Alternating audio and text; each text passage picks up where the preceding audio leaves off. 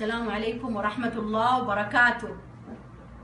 احنا المواطنات سعوديات مطلقات، دخل علينا واحد يقول انه من الدعم السكني وانه مرسول من الملك سلمان الله يحفظه ويخليه لنا يا رب.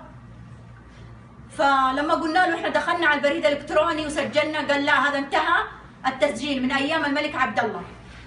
فبدأ بتسجيلنا مرة أخرى، وإنه التسجيل يعني اللي بيوصل لنا السكن هذا عاجل من الملك سلمان، وقلة حاجتنا وضعفنا واحتياجنا للسكن وافقنا ووقعنا على ورقة بيضاء، دفتر كان معاه ووقعنا عليه وأخذ أرقامنا وهواتفنا والسجل المدني.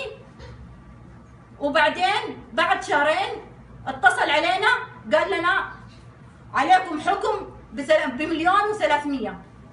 واحنا نسأل الله ونسأل ايش اسمه احمد ابراهيم احمد مباركي، وفي له صورة كمان له.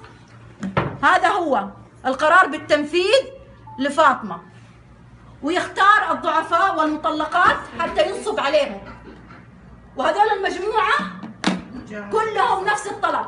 فبدأ بالترتيب. أول ما بدأ بفاطمة، أول شيء اتصل عليها ويهددها إذا ما دفعتي راح يكون إذا ما دفعتي راح يجيك الحكم من المحكمة. طبعا إنها ما صدقت وانتظرت شهرين وجاء الحكم بالتنفيذ، ولا قد جاني من قبل ولا قد جاها أي طلب أو استدعاء للمحكمة. وهذه صورته، هذه صورة الله ينتقم منه، الله ينتقم منه، هذه صورته، الله ينتقم منه. احنا ما عندنا الله الا ثم ملكنا، احنا مواطنات، فين نروح وكيف نقدر ندفع؟ احنا ما حيلتنا الا 2000 ريال من الضمان، ما يختار للمطلقات والضعفاء حتى ينصب عليهم. احنا نناشد الملك ونناشد كل من يهمه الامر يوصل صوتنا لابعد مكان وينقذنا من اللي احنا فيه. من فين ندفع 1,300,000؟ احنا بوجه الله وبوجهك يا ملكنا، احنا بوجه الله ووجهك يا ملكنا.